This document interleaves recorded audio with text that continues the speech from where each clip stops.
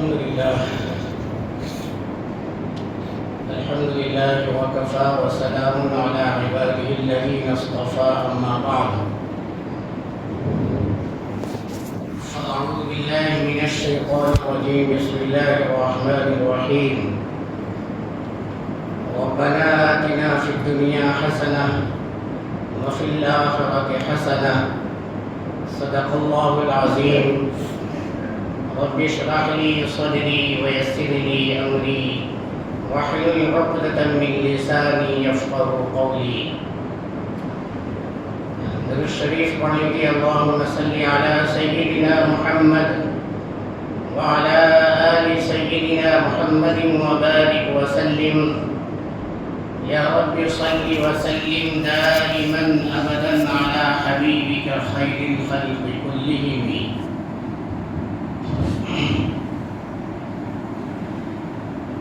محترم بزرگوں اور دوستوں، پچھلے جمعہ سے پچھلے جمعہ میری گفتگو کا عنوان تھا اور اس کا خلاصہ یہ تھا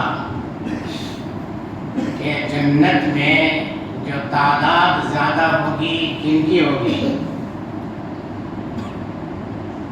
کچھ ہے ذہن میں؟ غریبوں کی ہوگی، محتاجوں کی ہوگی، اور جہنم میں ظالم، جابر، متکبر لوگ زیادہ ہوں گے. تو یہ ہوا تھا کہ غریبوں کو اور محتاجوں کو گھٹیا نہ سمجھو، حقیر نہ سمجھو، اللہ کے نزدیک اس کا بڑا مقام ہے. پھر اس کے ذرا سا اپوزٹ سوچیے تو پھر مالدار کی کیا حیثیت ہے؟ پیسہ نہیں کمانا چاہیے. آج جو گفتگو ہوگی وہ مال کی فضیلت کے اوپر ہوگی، مالدار بننا چاہیے اس کے اوپر ہوگی، اور کچھ مثال دیں گے انشاءاللہ.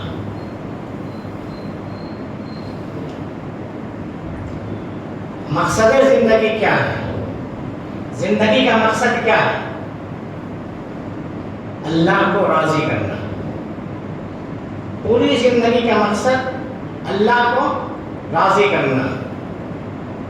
اور ضرورت زندگی مال کمانا. بغیر اس کے تو نہیں ہو سکتا نا. بغیر مال کمائے ہوئے زندگی نہیں گزر سکتی. بچوں کی پرورش نہیں ہو سکتی، صلہ رحمی نہیں ہو سکتی، تعلیم نہیں ہو سکتی، حج نہیں ہو سکتا، عمرہ نہیں ہو سکتا، زکوٰۃ نہیں دے سکتے. تو مال کا کمانا یہ کوئی بری چیز نہیں ہے.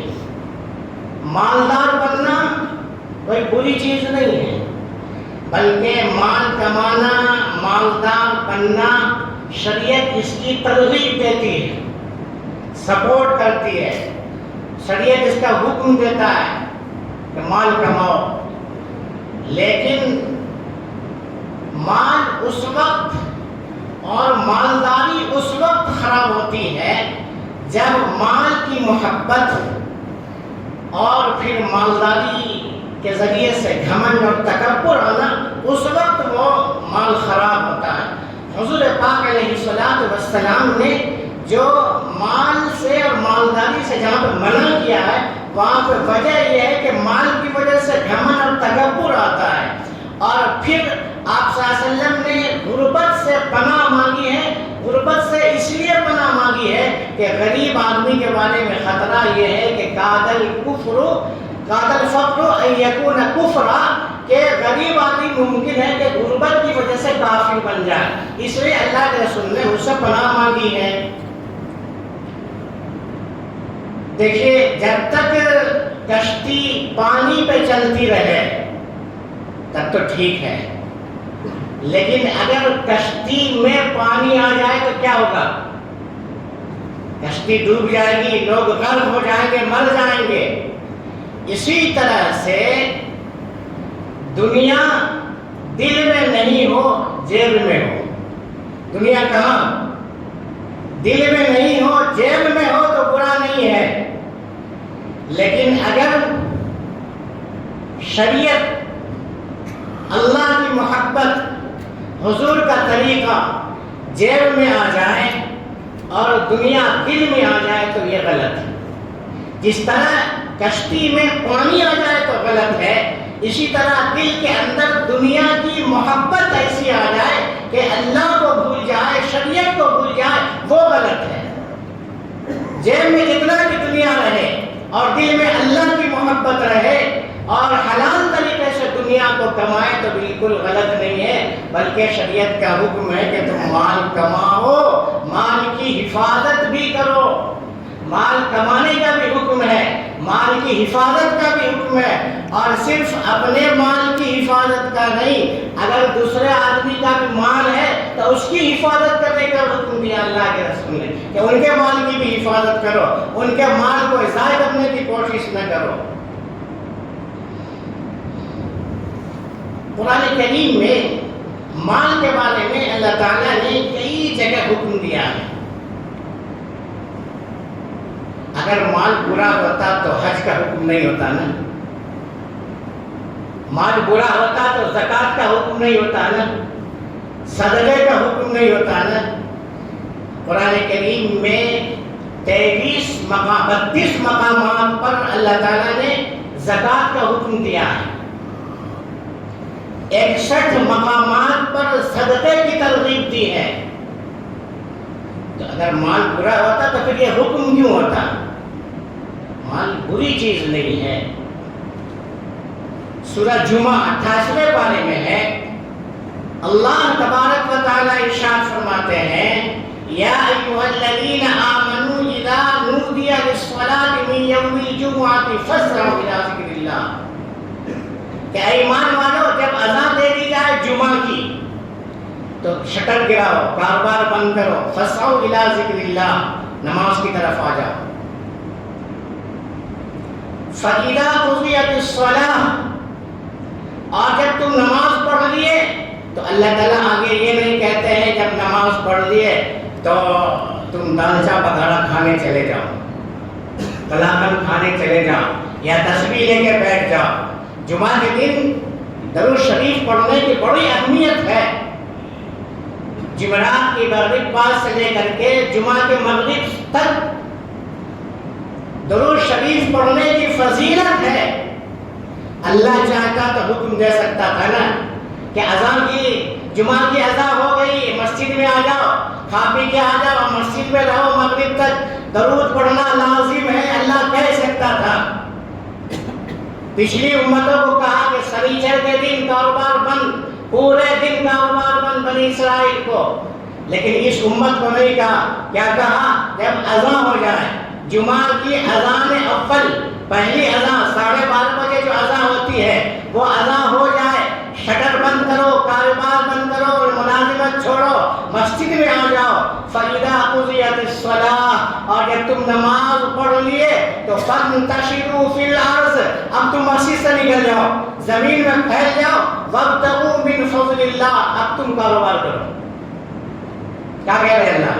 وَابْتَغُوا مِنْ فَضْلِ اللَّهِ، اب تم کاروبار کرو۔ اگر مال برا ہوتا تو اللہ یہ تک نہیں دیتے، بس یہ بولتے نماز پڑھ لی ہو گئی بات، لیکن اللہ پھر کہہ رہے وَابْتَغُوا مِنْ فَضْلِ اللَّهِ، تم نے میرے نام پہ دکان بند کر کے آئے تھے، ملازمت چھوڑ کر کے آئے تھے، نماز پڑھ لی، اب پھر میرے حکم سے چلے جاؤ تجارت کرنے کے لیے، تجارت کرو۔ اسی طرح سے اموالکم التی جعل اللہ لکم قیاما، کہ اللہ تعالیٰ نے تمہارے لیے مال کو ایسا بنایا کہ تم شمال میں کھڑا ہو سکے، تمہاری ایک مضبوطی ہو، تمہاری ایک پکڑ ہو۔ اسی طرح سے ایک جگہ ارشاد فرمایا یزجی لکم الفلک فی البحر لتبتغوا من فضلہ، اللہ تعالیٰ کشتیاں تمہارے لیے چلاتا ہے تاکہ تم سمندر سے اوپر اور سمندر کے اندر میں تم اپنی رزق کو تلاش کر سکو، روزی تلاش کر سکو۔ اسی طرح سے دوسرے بارے میں بہت مشہور دعا ہے جو میں نے ابھی تلاوت کی، سب کو یاد ہے تقریباً لوگوں کو، ربنا آتنا فی الدنیا حسنہ، اس کے بعد کیا ہے وفی الآخرۃ حسنہ۔ تو ربنا آتنا فی الدنیا حسنہ کہ اللہ ہم کو عطا کیجئے دنیا کی اچھائی۔ پہلے کیا کہا؟ اے اللہ ہم کو عطا کیجئے دنیا کی اچھائی، وفی الآخرۃ حسنہ، بعد میں کہا کہ آخرت کی بھی اچھائی عطا فرمائیے۔ تو اللہ نے پہلے کس کا نام لیا؟ سمجھ میں آ رہی بات؟ کس کا نام لیا؟ بولیے، دنیا کا نام لیا، آخرت کا نہیں لیا۔ کیوں؟ موت سے پہلے کون سی زندگی ہے؟ دنیا کی زندگی ہے، موت بعد میں ہے اور دنیا کی زندگی پہلے ہے۔ تب دنیا کی زندگی میں پیسے کی ضرورت ہے، مال کی ضرورت ہے، مال ہوگا، پیسہ ہوگا، ایمان مضبوط ہوگا، ڈگمگائیں گے نہیں، ذہنی سکون ملے گا، عبادتوں میں مزہ آئے گا، صلہ رحمی کریں گے، دوستوں کی مدد کریں گے، غریبوں کی مدد کریں گے، کمیٹیاں بنائیں گے، خوبصورت خوبصورت مسجدیں بنائیں گے، اچھا گھر بنائیں گے، اچھا کھائیں گے۔ یہ جو سوچتے ہیں اچھا گھر بنانا، دیکھیں برا نہیں ہے، ایک حد ہے جو حد تک جا کر کے رکنا ہے۔ بزرگوں نے لکھا ہے کہ تمہارا گھر یہاں اچھا ہوگا، تم یہاں اچھا کھاؤ گے، اچھا پہنو گے، تو اس اچھا رہنے، اچھا پہننے، اچھا کھانے کی وجہ سے جنت کی جو نعمت ہے وہ جب نعمت ملے گی تو یہ تمہیں چسکا لگا ہے نا بریانی کھانے کی، تو جہاں وہاں جو بریانی ملے گی تو مزہ آئے گا، اچھا کھاؤ، اچھا رہو۔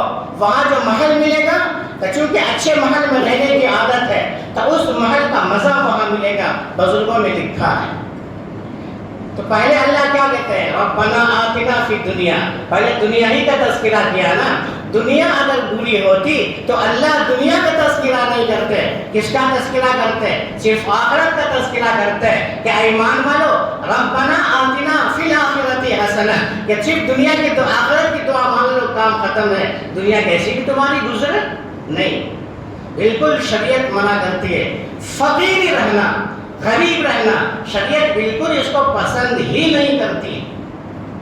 کوئی آدمی جان بوجھ کے غریب رہے، ایک آدمی کوشش کرتا ہے، اس کوشش پہ کامیاب نہیں ہو سکا، عام لوگوں کی طرح دنیا نہیں مل سکا، خاص لوگوں کی طرح سے، لیکن ضروریات زندگی پوری ہو رہی ہے۔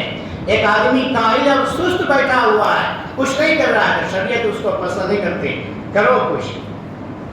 حضور پاک علیہ السلام مکہ سے ہجرت کر کے مدینہ آئے۔ مدینے میں کیا کیا؟ جہاں مسجد بنوائی آپ صلی اللہ علیہ وسلم نے، آپ نے بازار اور ملگیاں بنوائی ہیں۔ آپ نے مسجد نبوی جہاں بنوائی، آپ نے بازار اور ملگیاں بنوائی، صحابہ کو تجارت میں لگایا۔ اور تعجب ہوگا اس وقت خواتین بھی تجارت کرتی تھی، اور آج بھی مکہ اور مدینے میں خواتین بیچتی ہیں، ٹوپی اور تسبیح لگانے کیا کیا بیچتی ہے۔ عورتیں پردے میں رہ کر مدینے کی گلیوں میں گھوم گھوم کر عطر بیچا کرتی تھی، اور گھروں میں اس طرح سے مثال کے طور پر ابھی بیڑیاں عورتیں بناتی ہیں، اس وقت عورتیں گھروں میں کچھ نہ کچھ بناتی تھی جو اس وقت کی مارکیٹوں کی بناتی تھی۔ ایک خاتون آپ صلی اللہ علیہ وسلم کے پاس آئی اور کہا کہ یا رسول اللہ میں گھر میں کچھ نہ کچھ بنا کر اس کو مارکیٹ میں بیچتی ہوں اور اس سے اپنے گھر کا خرچ چلاتی، میرے شوہر کی آمدنی بہت زیادہ کم ہے، ثواب ملے گا؟ اللہ کے رسول صلی اللہ علیہ وسلم نے کہا کہ بالکل ثواب ملے گا تمہیں، شوہر کو پال رہی ہے اور ثواب کی امید کر رہی ہے۔ آج اگر تھوڑی سی اگر مرد کمزور ہو، عورتیں کمانے لگی تو بالکل سوار ہو جائیں گی اور تانے پہ تانے دے گی وہ۔ تو اللہ کے رسول نے ترغیب دی ہے۔ مدینے کے صحابہ جو تھے انصار مدینہ، وہ کھیتی کرتے تھے، اور جو مکے سے کیا کہتے ہیں صحابہ آئے تھے وہ تجارت کرتے تھے، دنیا کمانا، بچوں کے اوپر محنت کرنا، اس کی پرورش کرنا، بالکل 100% دین ہے۔ کوئی اگر کہے کہ دین یہ نہیں ہے، میں اگر یہ کہوں کہ کرتا پجامہ ٹوپی پہنو اور تسبیح لے لو، مدرسے میں داخلے لے لو، اللہ اللہ کرو، دنیا چھوڑو، یہ بالکل شریعت اس کی تعلیم نہیں دیتی ہے۔ 100% دین ہے، بالکل سمجھیے۔ ایک صحابی ہے حضرت کعب بن عجرہ رضی اللہ تعالی عنہ، آپ صلی اللہ علیہ وسلم کے پاس بیٹھے ہوئے تھے، روایت کرتے ہیں ایک صحابی آئے، ان کو دیکھ کر وہ صحابی جو آئے تھے دنیا کمانے میں بہت مشغول تھے، دنیا کمانے میں، دنیا سے مراد مال کمانے میں۔ دیکھیے وہ ہماری طرح نہیں تھے، حلال طریقے سے کماتے تھے اور شریعت پہ عمل کرتے تھے، خوب خرچ کرتے تھے، ہماری طرح نہیں صرف شریعت کو چھوڑ دیا دنیا میں پڑ گئے۔ مال کمانے میں بہت محنت کرتے تھے۔ تو صحابہ نے کہا کہ یا رسول اللہ، یہ آدمی جو ابھی آئے تھے ان کی دوڑ دھوپ اور محنت اللہ کے راستے میں لگ جاتا تو یہ تو بالکل جنتی بن جاتا نا، ہم تو ایسے ہی سوچتے ہیں۔ کیا کہا؟ غور کیجیے گا کہ اللہ کے رسول، یہ آدمی اگر یہی دوڑ دھوپ اللہ کی راہ میں لگاتا تو جنتی ہو جاتا نا، 4 چاند لگ جاتے ان کی زندگی کے اوپر۔ اللہ کے رسول نے کیا جواب دیا سنیے، کہا دیکھو اگر ان کا دوڑ دھوپ اگر اپنے بچوں کے لیے ہے تو یہ اللہ کے راستے میں ہے، سمجھو یہ اللہ کے راستے میں جہاد کر رہا ہے، اللہ کے راستے میں ہے۔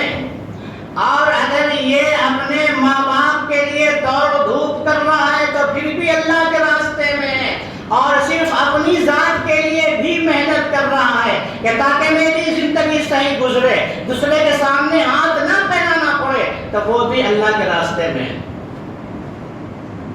دنیا کتنا بھی آتا ہے، ایک آدمی کروڑ پتی ہے اور جائز راستے سے محنت کر رہا ہے تو ہم اسے یہ نہیں کہیں گے کہ یہ دنیا میں پڑا ہوا ہے تو کروڑ پتی، حدیث بنا ہوا ہے، نہیں، ان کی نیت کو ہم کیا جانیں۔ حضور پاک علیہ السلام ایک مرتبہ ارشاد فرمایا کہ حضرت ایوب علیہ السلام غسل کر رہے تھے، اور حضرت ایوب علیہ السلام کو اللہ تبارک و تعالی نے بہت ساری مال و دولت سے، اولاد سے نوازا تھا، غسل کر رہے تھے، اللہ نے آسمان سے سونے کی تتلیاں برسائیں، حدیث ہے، حوالے کے ساتھ بول رہا ہوں، اللہ نے سونے کی تتلیاں برسائیں۔ حضرت ایوب علیہ السلام یہ نہیں کہ جلدی سے غسل کر لیتے ہیں، کپڑا پہن لیتے ہیں، پھر تتلیاں چنیں گے سونے کی، نہیں، غسل کو چھوڑا، تتلیاں چننے لگے۔ اس کے بعد اللہ تبارک و تعالی نے وحی بھیجی، ایوب کیا میں نے تمہیں پہلے سے مال و دولت نہیں دے رکھا تھا؟ تم غسل چھوڑ کر تتلیاں سونے کی چننے لگے، ایوب یہ کیا لالچ ہے؟ حضرت ایوب علیہ السلام جواب دیتے ہیں، اللہ آپ سونے کی تتلیاں برسا رہے ہیں، یقیناً مجھے احساس ہے اور شکر ہے کہ آپ نے بہت کچھ مجھے پہلے دیا ہے، اللہ آپ اس وقت سونے کی تتلیاں برسا رہے ہیں، اللہ میں ہاتھ پہ ہاتھ دھرا رہ جاؤں تو اس کا مطلب یہ ہوگا کہ اب مجھے مال کی ضرورت نہیں ہے، اللہ پوری زندگی مجھے مال کی ضرورت ہے، میں مال سے بے نیاز رہوں، اللہ میں تتلیاں نہ چنوں تو آپ کے شان میں گستاخی ہوگی۔ چن رہے ہیں، تو اگر مال برا ہوتا تو حضرت ایوب نہ چنتے۔ حضور پاک علیہ السلام کے پاس ایک صاحب آئے، کمبل بدن پہ، ننگے پیر، کپڑا بھی اس پہ صحیح نہیں. آپ صلی اللہ علیہ وسلم پریشان ہو گئے. تھوڑا سا ایک موضوع کو پورا کر کے ختم کرتا ہے انشاءاللہ. آپ صلی اللہ علیہ وسلم پریشان ہو گئے، چہرے پہ اداسی کہ غربت، لوگوں کی غربت دیکھ کر کے آپ صلی اللہ علیہ وسلم فوراً گھر گئے. کچھ نہیں ملا. حضرت بلال حبشی رضی اللہ تعالی عنہ سے کہا بلال لوگوں کو جمع کرو. جمع کیا گیا. آپ صلی اللہ علیہ وسلم نے کہا کہ تمہارا دوست، تمہارا ایمانی بھائی کمزور ہے، ان کے جسم پہ کمبل ہے، پیر میں چپل نہیں ہے، ان کی مدد کرو. جب لوگوں نے بڑی تعداد میں مدد کی، آپ صلی اللہ علیہ وسلم نے اس کو اٹھا کر اس صاحب کو دیا. کچھ دیر پہلے جو آپ صلی اللہ علیہ وسلم کے چہرے پہ اداسی تھی، مدد کرنے کے بعد وہی چہرے مبارک سونے کی طرح چمکنے لگا. آپ کسی کو غریب دیکھنا پسند نہیں کرتے. آپ نے دعائیں کی ہیں، کئی دعائیں آپ صلی اللہ علیہ وسلم سے منقول ہے کہ آپ نے مال کی دعا کی ہے. ایک دعا ہے اللہم انا نسألک الہدی والتقی والعفاف والغنی. غنا کا لفظ آخر میں آیا ہے کہ اللہ ہمیں مال بھی عطا کیجیے. یہ تو اب بات سمجھ میں آ گئی نا اتنی سی. اب دو تین مثال دیتا ہوں صحابہ کی مالداری کا، اس کے بعد ختم کر دوں گا، تھوڑا سا برداشت کر لیجیے. صدیق اکبر رضی اللہ تعالیٰ عنہ بہت بڑے مالدار تھے. مختصر بولتا ہوں. ہجرت کر کے مدینہ گئے. جو مسجد نبوی کی زمین تھی اپنے پیسے سے خرید کر کے وقف کیا. پیسہ تھا تب تو خریدے. عمر فاروق رضی اللہ تعالیٰ عنہ مالدار تھے. عثمان غنی رضی اللہ تعالیٰ عنہ بھی مالدار تھے، جن کی مالداری کا تذکرہ میں پہلے کر چکا ہوں، کئی مرتبہ سن چکے ہیں. آگے دوسرے صحابی کا نام دیتا ہوں، تھوڑا اشارتاً لکھ لیا میں. عبد الرحمن ابن عوف رضی اللہ تعالی عنہ یہ صحابی ہے کہ اللہ کے رسول نے دنیا میں ان کو جنت کی خوشخبری دے دی ہے. ہجرت کر کے مدینہ گئے. صحابہ سے اپنے صحابہ سے کہا، مدینے کے صحابہ سے، کہ تم مجھے بازار کا راستہ بتا دو. دیکھو نوجوانوں، تجارت کرو، کاروبار میں آگے بڑھو، جو حکومت کی اسکیمات ہو سکتی ہے جائز طریقے سے اس کو حاصل کرو. کیا کہا عبد الرحمن ابن عوف نے اپنے صحابہ سے، دوستوں سے، کہ مجھے بازار کا راستہ بتاؤ.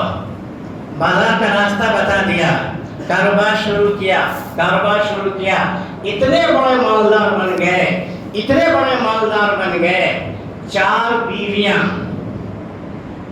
بیویاں. جب وراثت میں انہوں نے انتقال کے بعد وراثت جو ملی ہے، چاروں بیویوں کو 80 ہزار درہم دینار. 80 ہزار. آج جوڑا میں ایک درہم 24 روپے. ایک درہم آپ جوڑیے. ایک بیوی کو 80 ہزار. اور جب دنیا سے رخصت ہو رہے تھے تو 1000 بکریاں، 100 اونٹ، اس طرح سے ان کے پاس. اور پھر سونا اتنا ان کے پاس تھا کہ کلاڑی سے مار کر کے ان کے سونے کو ٹکڑا کیا گیا، تقسیم کیا گیا. یہ کون سے صحابی ہیں؟ جنت کی خوشخبری دنیا میں دے دی گئی. ایسے صحابی ہیں. اتنا مال ان کے پاس آ جائے کسی کے پاس اتنا سونا کہ کلاڑی سے ان کو توڑا جائے، نہیں ہے. اسی طرح سے زبیر ابن عوام رضی اللہ تعالی عنہ، یہ بھی بہت بڑے مالدار آدمی تھے، تجارت کرتے تھے. اور جتنے بھی صحابی تھے وہ تجارت کرتے تھے اور اللہ کے راستے میں خرچ بھی کرتے تھے. اس تمام کے باوجود حضرت زبیر ابن عوام رضی اللہ تعالی عنہ جب دنیا سے رخصت ہوئے ہیں، ان کی مالداری کا اندازہ لگائیے. ان کا ایک مکان کوفہ میں، ایک مکان کہاں ہے؟ کوفہ میں. 2 مکان بصرہ میں، اور 11 مکان مدینے میں. 11 مکان مدینے میں ہے. عشرہ مبشرہ کے صحابی ہیں یہ. اور جب یہ دنیا سے رخصت ہو رہے تھے تو ان کے پاس مال کتنا تھا؟ گھبرائیے گا نہیں، 5 کروڑ 5 لاکھ درہم یا دینار تھا. بہت مال ہوتا ہے یہ، 5 کروڑ 5 لاکھ اتنا مال تھا جب دنیا سے رخصت ہو گئے تھے. اسی طرح سے ایک صحابی ہے حضرت انس بن مالک رضی اللہ تعالیٰ عنہ، آپ صلی اللہ علیہ وسلم کی خدمت میں 10 سال کی عمر میں آ گئے تھے اور شروع سے خدمت میں رہے. آپ صلی اللہ علیہ وسلم نے ان کو دعا کی، ان کے لیے دعا فرمائی، مال اور اولاد کی کثرت، مال بھی زیادہ ہو اولاد بھی زیادہ ہو. لکھا ہے کتابوں میں مختلف بیویوں سے 80 لڑکے اور 2 لڑکیاں ان کو ہوئے. مختلف بیویوں سے 80 لڑکے 2 لڑکیاں، اور پھر بیٹے اور پوتے کو ملا کر کے کتنے 120 اولاد تھے. 120 بکریوں کی تجارت تھی. کتنی بکریاں تھیں ان کو خود نہیں معلوم، اتنی بکریاں تھیں انہیں خود نہیں معلوم. کتابوں میں لکھا ہے کہ جب کبھی گزرتے تھے اور دیکھتے تھے کہ بکریاں چرا رہا کوئی آدمی، تب پوچھتے تھے کن کی بکریاں ہیں؟ تب وہ کہتے تھے انس بن مالک کی بکریاں. اور وہ بکریاں چرانے والا بھی نہیں جانتا تھا کہ بکریاں کس کی ہے، انس بن مالک کو نہیں جانتا تھا. صحابی بڑے بہت سارے ایسے صحابی گزرے ہیں مالدار، کروڑوں کروڑوں درہم ان کے پاس. یہ 2-3 نمونہ میں دیا. اسی طرح سے امام اعظم ابو حنیفہ رحمۃ اللہ علیہ، جن کے فقہ کو، جن کے مسلک کو ہم تسلیم کرتے ہیں، مانتے ہیں، بہت بڑے مالدار آدمی تھے. وہ جو ٹوپی پہنتے تھے نا، ان کے پاس 12 پیس ٹوپیاں تھی. اس وقت کے بادشاہ کے پاس اتنی قیمتی ٹوپیاں نہیں رہتی تھی جتنی قیمتی ان کے پاس رہتی تھی. علماء کی بڑی بڑی کمیٹیاں وہ سب اپنے خرچے سے وہ چلاتے تھے، بہت سے لوگوں کی مدد کیا کرتے تھے. اور عبد الرحمن ابن عوف کے خرچے کے بارے میں نہیں بتایا میں، ایک مرتبہ 700 اونٹ پورے سامان کے ساتھ اللہ کے راستے میں خرچ کر دیا. 700 اونٹ. اور اسی طرح سے ایک مرتبہ 100 اونٹ مصر سے آ رہا تھا. ایک خواب ہے، تذکرہ کر دیتا ہوں. آپ صلی اللہ علیہ وسلم نے کہا کہ عبد الرحمن، وہ میں دیکھا کہ تم جنت میں ذرا لیٹ سے پہنچے. میں تم سے پوچھا کہ عبد الرحمن کہاں تھے؟ تو تم نے جواب دیا کہ یا رسول اللہ، میں اپنے پورے مال کا حساب دے رہا تھا. اللہ تعالیٰ پوچھ رہے تھے کہاں سے کمایا، کہاں خرچ کیا، اسی میں تاخیر ہو گئی. یہ سن کر کے عبد الرحمن ابن عوف رونے لگے. اور مصر سے 100 اونٹ پورے سامان کے ساتھ آ رہا تھا. اسی وقت نیت کر کے سب صدقہ آئی. اتنے صدقہ کرتے تھے وہ. امام اعظم ابو حنیفہ رحمۃ اللہ علیہ کے ایک ٹوپیاں بڑی قیمت کی ہوا کرتی تھی. امام اعظم ابو حنیفہ رحمۃ اللہ علیہ جو لباس پہنتے تھے، بڑی قیمتی لباس، ان کا ادنا لباس یعنی کم قیمت کا لباس جو ہوتا تھا وہ 400 درہم کا ہوتا تھا. کم سے کم قیمت، معمولی مکس کاٹن کہہ لیجیے جس کو، مثال دے رہا ہوں، 400 درہم کا. تمام باتوں کا خلاصہ یہ ہے کہ اللہ تبارک و تعالی شریعت غریبی کو پسند نہیں کرتی، مالداری کو، مال کی حفظ کرتی ہے. کہتی ہے کہ دنیا کماؤ، اس طرح کماؤ کہ دنیا جیب میں رہے اور دل میں اللہ کی محبت رہے، شریعت رہے، سنت رہے، تب مال کمانا مال برا نہیں ہے. اللہ تعالی ہم سب کو عمل کی توفیق عطا فرمائے.